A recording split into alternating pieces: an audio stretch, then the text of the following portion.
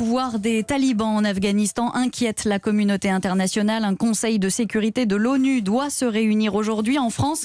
Emmanuel Macron va présider ce midi un conseil de défense avant de s'exprimer à 20h. 20 ans après avoir été chassés du pouvoir, les talibans sont entrés dans Kaboul, Johanna Chabas. Oui, c'est l'image choc du jour. Les talibans, armes à la main, qui proclament leur victoire depuis le palais présidentiel en direct à la télévision. Ils arpentent les couloirs avec des cris de joie, s'assoient dans les chaises dorées du bâtiment officiel, récitent le Coran. Le drapeau blanc des talibans est hissé depuis hier soir au-dessus du palais. Des scènes qui contrastent avec le sort du président Ashraf Ghani qui a fui le pays.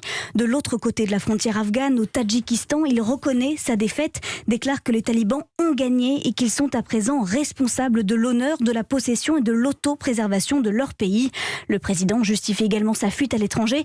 Il voulait éviter un bain de sang. Et ce retour des talibans, donc, Johanna, entraîne un véritable chaos en Afghanistan et plus précisément à Kaboul. Oui, depuis hier, la panique est partout. Les magasins ont fermé. Les Afghans se sont rués sur les banques pour essayer de retirer à tout prix leur argent.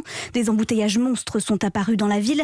De personnes qui veulent fuir la capitale. Sur les réseaux sociaux, des vidéos montrent des centaines de civils qui se retrouvent sur le tarmac de l'aéroport. Certains ont à peine eu le temps de faire leurs valises, d'autres n'ont rien, mais ils essayent désespérément de prendre un avion. Les évacuations ont déjà commencé. L'armée américaine sécurise l'aéroport alors que les États-Unis, l'Allemagne et la France notamment y ont regroupé le personnel de leur ambassade. Tous veulent partir de peur de combats très violents dans la capitale, mais aussi du règne des talibans. Le secrétaire général de l'ONU dit être préoccupé notamment par l'avenir des femmes et des filles. Les talibans ont répété que s'ils reprenaient le pouvoir, ils respecteraient les droits humains en accord avec les valeurs islamiques. Mais dans les zones récemment conquises, ils sont déjà accusés de meurtre, d'exécution et d'enlèvement d'adolescentes pour les marier de force. Johanna Chabas.